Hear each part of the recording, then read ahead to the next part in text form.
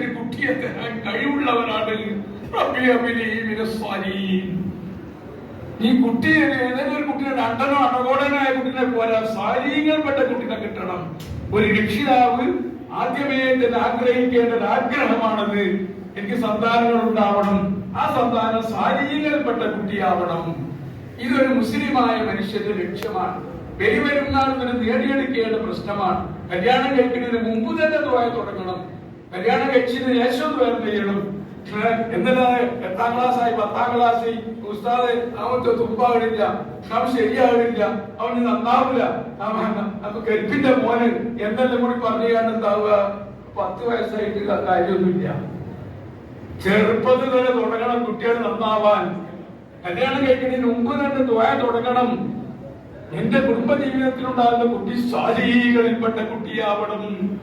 ആ കുട്ടിയെ കൊണ്ട് മാത്രമേ ദുനിയാവിലും ആഖിറത്തിലും എനിക്ക് ഗുണം കിട്ടുകയുള്ളൂ.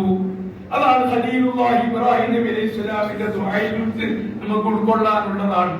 അങ്ങനെ ദുആയിരുന്നു കണ്ണീരോടെ ദുആയിരുന്നു. ഫബശർനാഹു ബിഗുലാമിൻ ഹലീം. അല്ലാഹു ഖുർആനിൽ പറയുന്നു, ആ ദുആന്റെ ഫലമായി ഫബശർനാഹു ഇബ്രാഹിം നാം സന്തോഷ വാർത്ത അറിയിച്ചു. ബിഗുലാമിൻ ഹലീം, ക്ഷമാശീലനായ പക്വമതിയായി ധരിക്കുന്ന ഒരു കുട്ടിയെ കൊണ്ട് ഇബ്രാഹിം നബിയെ നാം സന്തോഷിപ്പിച്ചു. ഇസ്മായിൽ എന്ന കുട്ടിയെ കൊണ്ട് സന്തോഷിപ്പിച്ചു. കണ്ടോ? അതൊക്കെ പലസ്തീനിലാണ് നടക്കുന്നത്. അവിടുന്ന് എന്തായി? അള്ളാന്റെ കൽപ്പന വേഗം മക്കത്ത് പോയിട്ട് എന്താവണം? അവിടെ കഅബത്തിന്റെ പണി പുനരാരംഭിക്കണം. അങ്ങനെ കുട്ടിയെയും ആചരണയും കൂട്ടിക്കൊണ്ട് ചുരുക്കി പറയാണ് മക്കയിലേക്ക് വരികയാണ്. മക്കയിലുള്ള ഒരു ജീവജാലം പോലുമില്ല, ഒരിറ്റ് വെള്ളം പോലുമില്ല. അങ്ങനത്തെ ഒരു സാഹചര്യമല്ലേ അവിടെ ഉള്ളത്. ഓരോ മനുഷ്യന്മാരും അവിടെ ഇല്ല. പക്ഷേ ഖലീലുല്ലാഹി ഇബ്രാഹിം നബി അലൈഹിസ്സലാം എന്തായി? അവിടെ കുട്ടികളെ ആക്കിയും കൊണ്ട് പോവുകയാണ്. ആദര ബീവിനെയും കുട്ടിനെയും അവിടെ ആക്കിയും കൊണ്ട് പോവുകയാണ്. നല്ല മനുഷ്യങ്ങൾ എവിടേക്കായി പോണത്? ഞാൻ അല്ലാഹുവിന്റെ കൽപ്പന പ്രകാരം പോവുകയാണ്. എന്റെ ഡ്യൂട്ടി ജനങ്ങളെ ഇസ്ലാമിലേക്ക് ക്ഷണിക്കലാണ്, ദഅവാ പ്രവർത്തനം നടത്തലാണ്. അതിന് മനുഷ്യന്മാര് വേണം. മനുഷ്യന്മാരുള്ള പലസ്തീനിലും അവരുടെ സ്ഥലത്തേക്കൊക്കെ പോകണമെന്നാണ്. അന്ന് ജിദ്ദയിലും മക്കത്തൊന്നും ആരുമില്ല, മനുഷ്യന്മാരില്ല. പലസ്തീനിലും ബൈത്തുൽ മുഖദ്ദസിന്റെ ചുറ്റുഭാഗത്തൊക്കെയാണ് ജനവാസമുള്ളത്.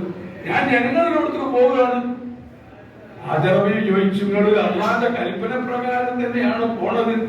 എന്നെ ഈ പൈതലിനെയും ഇവിടെ ഇട്ടുകൊണ്ട് ഒരു വെള്ളം പോലുമില്ല, ഒരു മനുഷ്യന്മാരും സഹായത്തിനില്ല, ഇവിടെ ഇട്ടേച്ചുകൊണ്ട് പോകുന്നത് അള്ളാഹുവിന്റെ കൽപ്പന പ്രകാരം തന്നെയാണോ?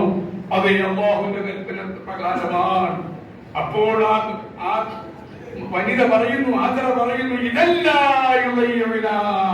അങ്ങനെയാണെങ്കിൽ ആ അള്ളാഹ് ഞങ്ങളെ വെറുതെ ആക്കൂല. അള്ളാഹ് പറഞ്ഞിട്ടല്ലേ പ്രവർത്തനത്തിന് വേണ്ടി പോണത്.